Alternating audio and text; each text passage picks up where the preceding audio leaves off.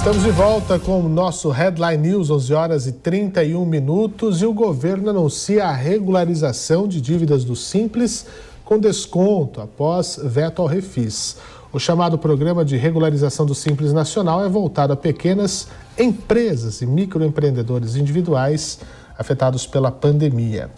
De acordo com a pasta, vai ser possível pagar 1% do total do débito como entrada, dividido em até 8 vezes. O restante da dívida será parcelado em até 137 meses, com desconto de até 100% de juros, multas e encargos legais. Essa redução será limitada a 70% do montante do débito. Bom, quem vai explicar todo esse processo é o Luiz Deoclésio, administrador judicial e fundador da On Behalf, empresa de auditoria, consultoria e gestão empresarial, além de administração judicial. Luiz, seja muito bem-vindo aqui à nossa programação. O Refis foi vetado, mas o governo apresenta essa proposta. Como é que a gente pode avaliá-la? Olá, Fernando, boa noite. Boa noite aos ouvintes. Prazer falar contigo novamente. Fernando, nós tivemos aí o veto presidencial, foi vetado 100%, na verdade, a lei que regulamentava esse parcelamento para as empresas, micro e pequenas empresas e microempreendedores individuais, e o governo anunciou, logo em seguida, por meio da Procuradoria-Geral da Fazenda Nacional, um programa de parcelamento que, basicamente, com descontos de multas, juros, encargos legais, e parcelamento um pouco menor do que havia previsto no Refis. Só que a questão desse programa, até o próprio Refis, ele considerava, para fins de desconto, o faturamento que essa empresa teve, se houve redução do faturamento, principalmente no período da pandemia, entre março a dezembro de 2020, comparado com o faturamento de 2019. Então, quanto maior a redução do faturamento, maior a redução dos encargos e juros, multas, encargos legais. E considerando também o parcelamento que se daria pelo Refis, 180 meses, e agora pelo programa da Procuradoria, 137 meses, como você falou. O grande problema no Brasil, nós temos aí 99% dos estabelecimentos no Brasil são micro e pequenas empresas, né? São formado também por microempreendedores individuais. A relevância dessas empresas para a economia é muito grande. 30% do PIB é gerado pelos pequenos e médios negócios. E além da questão de empregos também, né? As pequenas empresas, elas são as maiores geradoras de empregos no Brasil.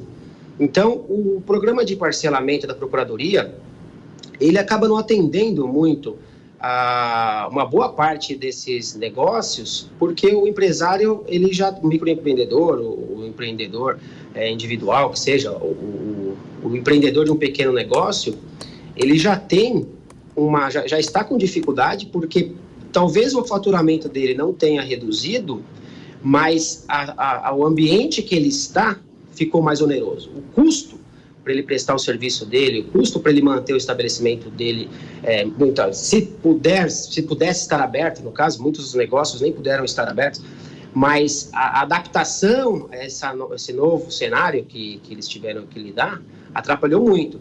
Então, embora o faturamento possa não ter reduzido tanto, mas o ambiente que ele está acabou onerando, e essa conta o governo acaba não apurando, né? Ele não quer saber quanto que se gastou, ele quer saber quanto faturou, e se faturou menos, eu concedo um desconto maior. Então, é difícil hoje para o empreendedor conseguir sanear essa dívida tributária do Simples. Inclusive, para ele se manter nesse regime do Simples, que é um regime tributário menos oneroso e até simplificado pelo próprio nome, ele precisa estar em dia com os débitos. Se ele não estiver em dia, automaticamente ele não pode aderir ao Simples. Então, ele teria que ir para um regime tributário que oneraria mais ele, né? E, por outro lado, a gente vê uma fuga desses empreendedores abrindo novas empresas, seja talvez em nome de terceiros, o índice de abertura de empresas, principalmente de pequenos negócios, foi astronômico. Se você for pensar que a quantidade de empresas abertas durante a pandemia foi uma das maiores dos últimos tempos, até um pouco contraditório, mas não quer dizer que isso seja tão positivo, né? A abertura de empresas sempre é muito bom, gera emprego, gera receita, gera arrecadação de tributos, mas, por outro lado, a gente tem que lembrar que muitas dessas empresas também, que já existiam, acabaram morrendo e ficando para trás, e deram chances para novas, inclusive até talvez dos mesmos empreendedores. Então, eu acho que o Refis, que foi vetado, ele tinha algumas situações que eram mais vantajosas para esses pequenos negócios, seja pela quantidade de parcelamento que era maior, seja de uma abrangência da dívida maior. O programa da Procuradoria-Geral da Fazenda, ele considera dívidas que estão inscritas na dívida ativa, né? Dívidas que já têm um tempo que estão em aberto e entra na dívida ativa até para fins do fisco executar essa dívida e buscar satisfazer isso junto ao contribuinte.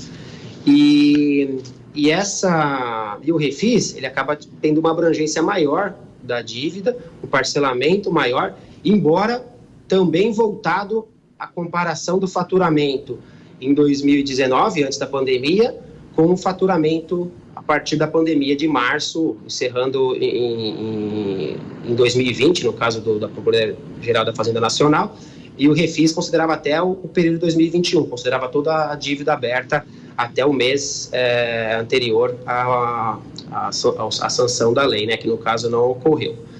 E aí, um outro assunto, aproveitando o gancho de que nós estamos falando aí de um setor, não digo nem de um setor, mas de um segmento de empresa, de portes de empresa, que tem uma representatividade muito grande no Brasil. A gente tem que lembrar também que essas empresas estão endividadas, esses pequenos negócios estão endividados com outras questões, até dos créditos emergenciais que o próprio governo concedeu e que a conta vai chegar para pagar. E o endividamento no Brasil das empresas também nunca foi tão grande na última década como está agora. E é interessante ressaltar o endividamento com o inadimplemento, porque o endividamento são obrigações assumidas que não necessariamente estão vencidas. E, embora o inadimplemento também das empresas, principalmente das famílias, também está muito alto. Então, a gente vive num cenário que, se não houver uma contribuição, um auxílio maior para que esses pequenos negócios consigam sanear tanto questões tributárias, questões de endividamento de créditos com instituições financeiras, a gente vai ter um grande problema. Agora, a questão é, o que deve fazer, então, o empresário nesse momento? Os deputados dizem que vão tentar vetar o projeto assim que voltar do recesso, não é, do final de ano. É possível tentar esperar? É possível aderir? O que o empresário deve fazer nesse momento? Nós temos aí vários grupos de empresários, principalmente nesses portes menores, de pequenos negócios. Alguns, de fato, tiveram uma redução do faturamento enorme. E esse grupo, eu acho que vale a pena buscar dentro das condições que são oferecidas, porque as condições são muito mais vantajosas, por exemplo, em comparação a um negócio que não houve uma redução do faturamento, embora as dificuldades também sejam grandes. Eu creio que tem que se avaliar cada situação de cada empresa. Do ponto de vista do Congresso, votar aí para a lei entrar em vigor, derrubar o veto no caso, né? Nós temos algumas questões que o governo vai ter que avaliar, porque tem uma renúncia fiscal que é muito maior com a derrubada do veto, e nós estamos no ano de eleição, num ano que o orçamento do governo ainda nem está estabilizado, porque a pandemia praticamente não terminou e parece que começou de novo, né? Então a gente tem um cenário um pouco incerto. E até do ponto de vista macroeconômico, que impacta muito os negócios no Brasil, seja a alta de juros, o dólar, a questão, eventualmente, de uma inflação alta. A gente fechou 2021 com uma inflação de 10%, um pouco mais de 10%. É uma inflação altíssima comparada com os índices que nós tínhamos nos anos anteriores. Então, em comparação a aderir a esse programa da Procuradoria da Fazenda e eventualmente o veto ser derrubado, eu acho que vai ter oportunidade para várias empresas com as características e particularidades de dívida de cada uma. Tem empresas que têm dívidas vencidas que não estão inscritas na dívida ativa, que vão poder inserir no refis com a derrubada do veto. Tem empresas que têm débitos menores, que um programa que foi estabelecido também para débitos de pequena monta, né, de pequeno valor, que, se não me engano, até 60 salários mínimos, que vai realmente auxiliar. Até porque, como eu já falei, para a empresa se manter nesse regime simplificado e menos oneroso, ela vai precisar estar em dia com esses débitos. E, por outro lado, mais uma vez, ressalto que os empresários, empreendedores, eles acabam ou pela informalidade, trabalhando informalmente, ou, eventualmente, eles buscam outras alternativas de abrir outras empresas e acaba deixando esses débitos morrerem. Então, o governo tem que pensar nisso também, porque, às vezes, ele está avaliando por uma renúncia fiscal, mas, por outro lado, ele pode estar deixando de recuperar um valor que, se ele não facilitar, ele não vai receber nem o principal, nem juros, nem encargos, e aí esse valor se tornar muito maior do que ele abrir mão um pouco e conceder uma condição mais vantajosa para que a maior quantidade de empresas possa participar e aderir a esses programas, né? Muito bem, eu queria agradecer ao Luiz Deoclésio, administrador judicial, fundador da On Behalf, empresa de auditoria, consultoria, gestão empresarial e administração judicial, pelas dicas importantes e o panorama dessas novidades sobre regularização de dívidas do Simples Nacional com descontos. Luiz Deoclésio, muito obrigado pela sua participação. Volte sempre aqui à nossa programação, tá bem? Eu que agradeço, Fernando. Estou à disposição sempre. Boa sorte e até logo. Até. 11h40.